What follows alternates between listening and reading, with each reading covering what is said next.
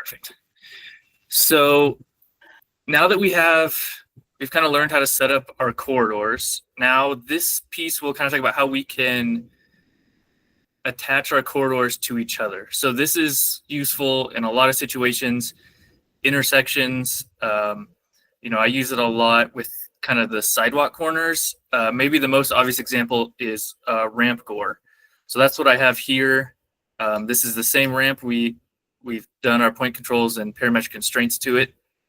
So one of the easiest ways here, I think, to attach these corridors together is using the same point controls tools we've already used.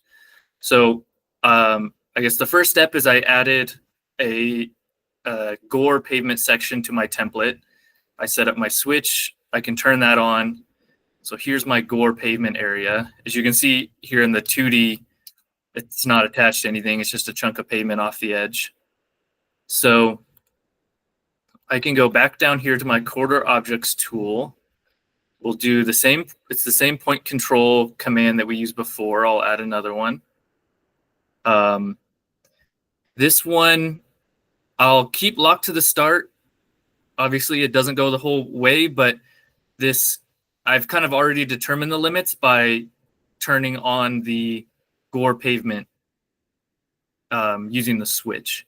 So it'll only control this point if it exists. Past this point, it's not there, so the limits there aren't important on this one. We'll give it a description. We'll call it our gore. So the same tools used before, we'll locate the point you want to control. Here's the gore tie point. So this one, we do want to control it in both ways. Horizontally, it needs to match up right there with our edge of our mainline pavement. And vertically, obviously, we need it to tie in. And this is where, instead of the linear geometry, we'll use our corridor feature. So again, this isn't just for gores. It's anytime you want to tie two corridors together like this. So it'll ask us a little bit different. Do you want to locate the corridor? You can also pick it from the drop down if you've named it correctly. Now the reference feature, this is, I feel, a little bit easier to click it in the 3D. This is usually how I have my screen set up. I have a 2D and a 3D. And you can always hover over it to pick, or we can pick it from the drop down. But I want it to tie into my left edge of pavement here. We'll select that. The same priority and offsets, we want it to be dead on, so we'll skip through that. As you can see here, it's tied our gore together along the alignment. If we can rotate here a little bit, we can see that the slope matches up. It's tied to our points. It works great. So somewhere like this, there's some little edges we'll need to clean up. This is where you can use a parametric constraint to kind of shift this shoulder slope a little bit.